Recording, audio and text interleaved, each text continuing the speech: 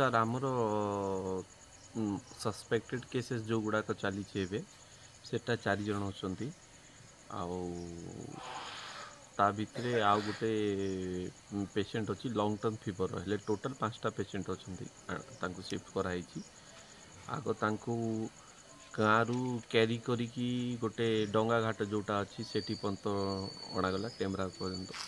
ତାପରେ ଟେମ୍ରାରୁ ତାଙ୍କୁ ଆମେ 108 ଆମ୍ବୁଲାନ୍ସକୁ କମ୍ୟୁନିକେଟ୍ କଲୁ ଯେହେତୁ ନେଟୱାର୍କ ନାହିଁ ପାହାଡ଼ ଉପରକୁ ଗୋଟେ ଚଢ଼ାଗଲା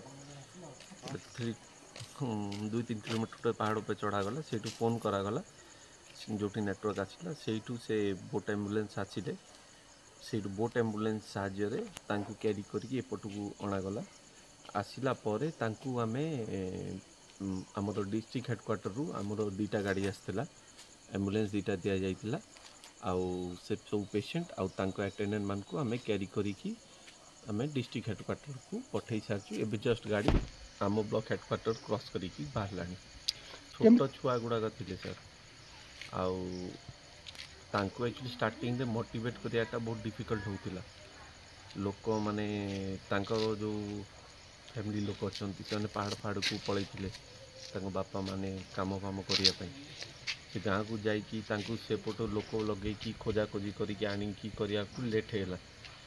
ପ୍ଲସ୍ ଗୋଟେ ମାଆଟା ଗୋଟେ ଛୁଆକୁ କ୍ୟାରି କରିକି ଏତେ ବାଟ ଚାଲିପାରିବ ନାହିଁ ହେଲେ ତାକୁ କିଛି ଗୋଟେ ଆରେଞ୍ଜମେଣ୍ଟ କରିବାର ଥିଲା ସାର୍। ଆଉ ଆମେ ଚେଷ୍ଟା କଲୁ କି ଆମ ପାଖରେ ଯାହା ବି ଆଭେଲେବୁଲ୍ ଅପସନ୍ ଥିବା ଆମେ ୟୁଜ୍ କରିବୁ ବୋଲିକି ସାର୍। ଆମର ଆଜି ଟୋଟାଲ୍ ଆମେ 14 ଜଣ ଯାଇଥିଲୁ ସିଏ ଆମ ସାମୁଲରାମପୁର ବ୍ଲକରୁ ଆଉ ସେଇଥିରେ ଇନକ୍ଲୁଡ଼ିଂ ଆପଣଙ୍କର ମୌଲପାଟଣା ଯେହେତୁ ମୌଲପାଟଣା ସେକ୍ଟରରେ ସେଇଟା ଆସୁଛି ମୌଲପାଟଣା ଷ୍ଟାଫ୍ ଥିଲେ ପ୍ଲସ୍ ଆପଣଙ୍କର ସାଇସୁନିର ବି କିଛି ଷ୍ଟାଫ୍ ଥିଲେ ପ୍ଲସ୍ ସିଏଚିର ବି କିଛି ଷ୍ଟାଫ୍ ହେଲ୍ପ ନିଆହେଇଥିଲା।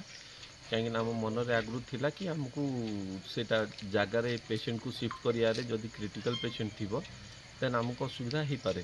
ସେଇଥିପାଇଁ ମୋ ସାଙ୍ଗରେ ଆମର ଆଉ ଜଣେ ଡକ୍ଟର ଅଛନ୍ତି ଡକ୍ଟର ସୌମ୍ୟରଞ୍ଜନ ମାଝୀ ତାଙ୍କ ହେଲ୍ପ ବି ନେଇଥିଲି।